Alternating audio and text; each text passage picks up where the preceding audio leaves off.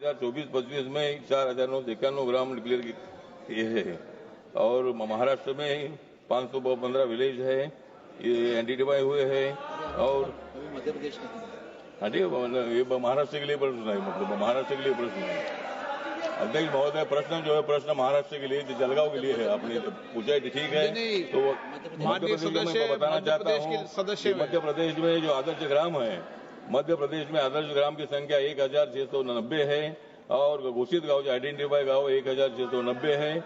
घोषित किए हुए गांव 1,223 है और 270.74 करोड़ रुपया जो है इसके लिए हमने दे दिया है। प्रधानमंत्री पीएम अभ्युदय योजना जो अनुसूचित जाति वर्ग के समुदाय के विकास के लिए चलाई जा रही है, जिससे हमारे समुदाय के बालक बालिकाओं के छात्रावास के माध्यम से गांव के उत्थान के लिए योजना संचालित है।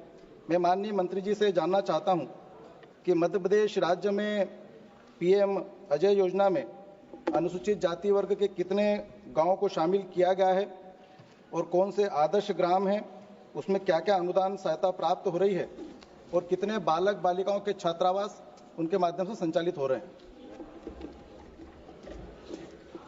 अध्यक्ष महोदय, ये योजना 2021-22 में शुरू हुई थी और जो आदर्श ग्राम योजना है, ये योजना इसलिए शुरू की थी, पहले सरकारों ने लोगों के लिए, हमारे अनुसूचित जाति के लिए कुछ नहीं का काम किया था। और ये योजना है प्रधानमंत्री अनुसूचित जाति अभ्युदय योजना है, पीएम अजय योजना है। इसमें आदर्श ग्राम भी होता है, अनुदान सहायता होती है, छात्रावास भी होता है माननीय। और ये जो योजना है 21-22 में शुरू हुई थी अध्यक्ष महोदय, उसमें आइडेंटिफाई किए गए गांव 29,847 है और गांव की जो गांव का पॉपुलेशन होता है, ये पॉपुलेशन 500 से ज्यादा होना चाहिए और शेड्यूल कास्ट का पॉपुलेशन 40% होना चाहिए। इसी तरह की योजना है और इस योजना में 20 लाख रुपए हम गांव के लिए देते हैं। तो इसी तरह इसमें रोड है, ड्रेनेज है, इलेक्ट्रिसिटी पोल है, घर के नल है और भी ऐसे गांव है।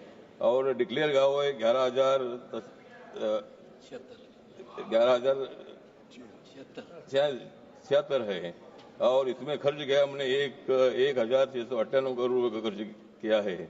2024-25 में 4,991 ग्राम डिक्लेयर किए हैं और महाराष्ट्र में 515 विलेज है, ये आइडेंटिफाई हुए हैं। और मध्य प्रदेश में हाँ ठीक है, ये महाराष्ट्र के लिए प्रश्न है, मतलब महाराष्ट्र के लिए प्रश्न है। अध्यक्ष महोदय, प्रश्न जो है प्रश्न महाराष्ट्र के लिए, जलगांव के लिए है। आपने पूछा है, ठीक है।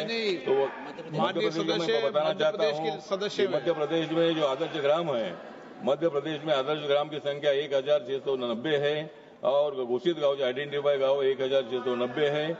घोषित किए हुए गांव 1,223 है और 270.74 करोड़ रुपया जो है इसके लिए हमने दे दिया है। और 5,299 जो कार्य हमने पूरे किए हैं, उसके लिए 11,05,000 लोगों को उसका फायदा भी हो गया है। और जो जिस तरह आपने पूछा है कि जो छात्रावास है, छात्रावास की जो संख्या है, ये छात्रावास की संख्या ये भी मतलब मध्य प्रदेश में 86 छात्रावास है, महाराष्ट्र में 59 है, गुजरात में 17 है। इसी तरह मतलब छात्रावास के लिए हम अनुदान देते हैं और ये छात्रावास के लिए हम काम करते हैं। माननीय सदस्य सप्लीमेंट्री। माननीय अध्यक्ष जी, मैं आपके माध्यम से माननीय मंत्री से एक बात जानना चाह रहा हूं कि मेरा जो मध्य प्रदेश में खरगोन बड़वानी संसदीय क्षेत्र है, उसमें अनुसूचित जाति वर्ग के भी काफी गांव हैं। उसमें पीएम अजय योजना की क्या स्थिति है और उसकी प्रभावी क्रियान्वयन के लिए और निगरानी समिति के लिए वो क्या प्रयास कर रहे हैं खरगोन बड़वानी के लिए? उदय जी, माननीय सदस्य ने जो प्रश्न किया है, खरगोन लोकसभा क्षेत्र से संबंधित प्रश्न किया है और खरगोन जो लोकसभा है ये अनुसूचित जनजाति के लिए आरक्षित श्रेणी के में आती है। वहां पर अनुसूचित जाति के गांवों की संख्या कम है। खरगोन लोकसभा क्षेत्र में 2 जिले आते हैं, खरगोन और बड़वानी। खरगोन जिले में 30 गांवों को चिन्हित किया गया है, जिसमें से 18 गांवों को आदर्श गांव घोषित किया गया और बड़वानी जिले में 7 गांवों को चिन्हित किया गया है। किसी भी गांव को आदर्श गांव घोषित नहीं किया गया है। अनुदान सहायता घटक में राज्यवार जारी की जाती है और छात्रावास घटक में मध्य प्रदेश के खरगोन संसदीय क्षेत्र से कोई प्रस्ताव वहां से नहीं आया है, प्रस्ताव वहां से आएगा तो निश्चित रूप से उसके लिए स्वीकृति दी जाएगी। माननीय सदस्य ने एक प्रश्न और उन्होंने किया है कि मॉनिटरिंग करने की व्यवस्था, तो उसके लिए ग्राम स्तर पर, जिला स्तर पर, राज्य स्तर पर और केंद्र स्तर पर ग्राम अभिसरण समिति, इसी तरह से जिला अभिसरण समिति, राज्य अभिसरण समिति और केंद्रीय सलाहकार समिति ये बनी हुई हैं जो निगरानी करती हैं। साथ ही साथ हमारे अधिकारी भी जो है ना समय समय पर राज्यों में जाकर योजनाओं के बारे में समीक्षा करते हैं और केंद्रीय स्तर पर मैं भी इसके संबंध में संपूर्ण राज्यों के मंत्रियों के साथ में बैठक करके, सचिवों के साथ में बैठक करके योजनाओं की प्रगति की जांच लेते हैं।